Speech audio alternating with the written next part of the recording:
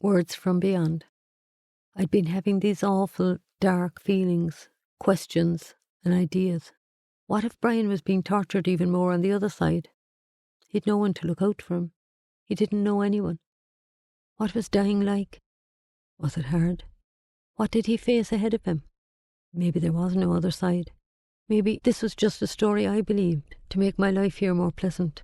Surely he must be so lonely over there, if there was an over there. Few people wanted to talk about Brian's death when he was sick, but even fewer would talk about it now. For me, it was a crushing loneliness keeping all these questions to myself. It wasn't that I wanted to grieve, I wanted to know that Brian was okay. The Friday week after Brian died, the most unexpected thing happened. Val wanted to meet with Ber, a particular psychic of whom I'd never heard. She was, by all accounts, amazing. Apparently you have to wait at least 6 months for an appointment for her. I had agreed many months before that Val could invite her to our home to get a reading. In general terms, I believe that many people have talents that I haven't got, and are in tune with spirits and angels and such. Because of it being so close to Brian's death, Val said she'd cancel the appointment. However, I'd insisted that she go ahead with it, but I would not be getting any reading. I was worried that if Ber could actually contact the dead, then she might be able to contact Brian and might somehow disturb him and cause him harm. Perhaps he was not settled on the other side. I thought maybe in a year or so, when I had a clear head, I'd rethink this and see if I would speak with someone like Ber, but not now. The doorbell rang, and being the nearest to the door, I opened it. A slim, blonde young lady stood there. I had no intention of speaking to Ber about Brian. Brian orchestrated for me to be here tonight, she said. He has a message he wants me to give you, she continued. I was so taken aback and confused that I asked her to come in, and I sat down immediately to listen to what she had to say. He says dying was easy. It was like falling asleep. He's not lonely. He has a friend called Eddie that he met briefly in the hospital. I was surprised to find Eddie over before him. He can run. He keeps on saying that he can run. The dam burst and I could only sob and sob. He looked so healthy and handsome. He's wearing a tracksuit. He says he prefers casual clothes, she said. He's shimmering because he's not long over and it takes a lot of energy to come back. My terror of not knowing what had happened to Brian's spirit was subsiding, and I could now feel the grief. I showed Ber a photo of Brian and asked, "Does he look like this?" "No, not really," she replied. "He looks so much more alive." That certainly was not the answer I had expected, that he looked better now than he had in life. Nothing more could be done, she said. It was his time to go. That's all the time he was given. He was met by a very motherly older woman. Immediately the lady who came to mind was Catherine's mum, whom Brian had known well. She had gone to watch many matches in which he and Brian's son David had played. He should have gone 2 months ago, the psychic continued, but he held on. He went some weeks earlier. Holy Saturday, that day he had been anointed, flashed into my mind. But he felt how upset you were, so he came back. Though he had hardly any energy at the time, he held on and he held on for as long as he could, and he did it for you. It was all for you, for your healing. He wants to thank you for everything. He didn't realize how hard it had been for you. You gave him everything. You did everything. He wants to thank you. He wants you to know that the love you share is forever. It hasn't died. He has been looking after you. Did you feel him behind you sometimes? So I'm not going mad, I thought to myself. His spirit is still with us. He says that you keep asking why he suffered, why he died. He says, stop asking why and accept as he accepts. He wants you to smile more, especially at Christmas. You can call on him any time. He's always near. He'd like you to give a present to Claire, the nurse who was so good to him in the hospital. Tell her that he says she's a beautiful person and thank her for making him feel safe. The psychic then said that Brian recalled the many episodes of Star Trek that we'd watched together, and I asked her why this piece of information was important. She said often people give some insignificant facts that no one else would know, so we understand that we can trust the connection. We only had one TV channel in the hospital, so we'd watch Star Trek, which we both loved, at lunchtime as well as the repeat later in the evening. Only Brian and I knew that we watched the same programme twice a day. I was speechless. The psychic didn't know when she came to the door that my child had died, let alone how delighted I would be to believe that he could run, because this told me that his feet were okay. He was not in the same kind of distress that had visited him on this side. All my questions had been answered in quick succession. If I had been able to discuss dying with Brian, I would have asked him to somehow try to let me know that he was okay on the other side. Now he had. Ask Brian if he knew he was dying, I said. He didn't know, not consciously, she said. Ask Brian, please, if I meet him in meditation, or am I just losing my mind? Brian says he always comes to you, she answered. I was completely taken aback. However, I rejoiced that my Brian was safe and well. It was such a relief.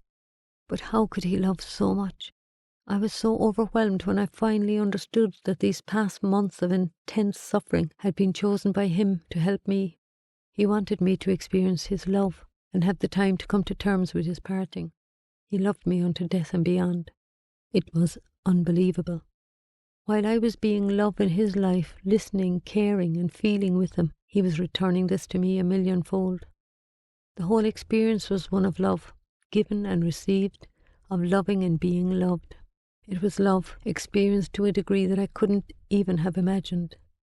The closest Brian and I had ever come to a philosophical discussion was in the hospital. "Mum, do you ever fly in your dreams?" he said. "My friends don't, but I do," he told me. "Yes, love, I do, often," I told him. "If ever I think about it, I come back to Earth. But if I don't think about it, I keep on flying," he said. "Next time you're flying, don't look back, don't look down," I advised him. "Keep on flying." It was such a surreal conversation. We spoke about lucid dreaming and how, in lucid dreaming, we have a chance to control our actions within the dream. A few days after the funeral, I got to listen to Jim's CD, Boober, up in his own house with his mum and dad.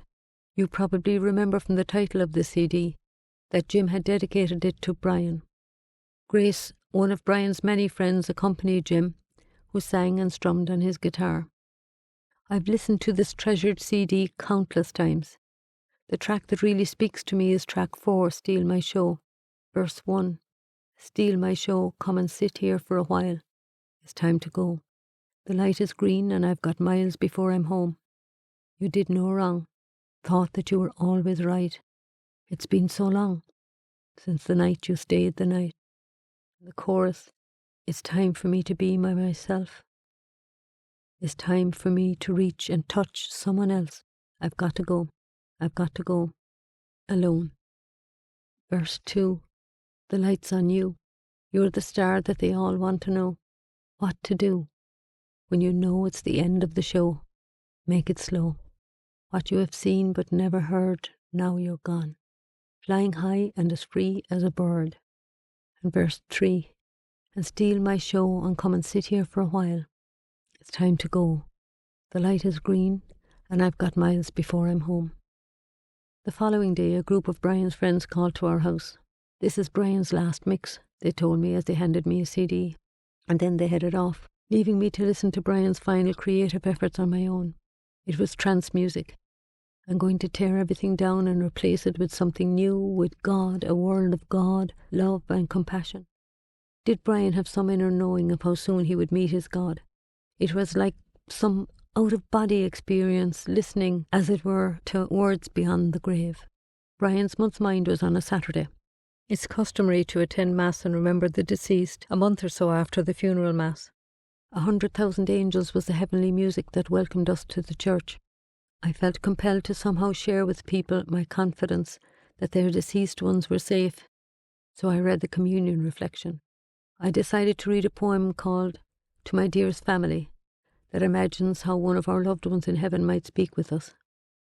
To my dearest family and friends, there are some things I'd like to say, but first of all, to let you know that I arrived okay. I'm writing this from heaven, where I live with God above, where there are no more tears or sadness, just eternal love. Please don't be unhappy just because I'm out of sight. Remember, now I'm with you every morning, noon and night. Up here, God gave me a list of things to do, and foremost on that list of mine is to watch and care for you. That day when I had to leave you, when my life on earth was through, God picked me up and hugged me and said, I welcome you. I will be there beside you through the days and weeks and years. When you are sad, I'm standing near you to wipe away your tears. But don't be afraid to cry. It does relieve the pain. Remember, there would be no flowers unless there was some rain.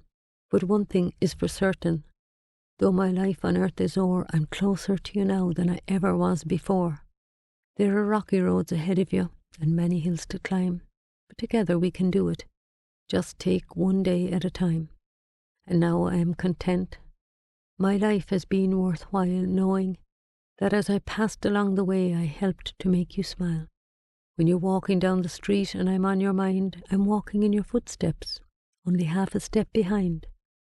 And when you feel that gentle breeze, or the wind upon your face, that's me, giving you a great big hug, or just a soft embrace. And I will always love you, from that land way up above. Soon we'll be in touch again. And P.S. God sends his love. After the Mass, we went to the local soccer club for something to eat. Brian had played so much soccer there. On winter nights, the young lads would book an indoor court to play together. He had his first pints there, Raza, a raspberry cordial and water. We'd booked a DJ and had a great night there at John's 21st birthday party. Now, this venue was linked to an altogether different family occasion.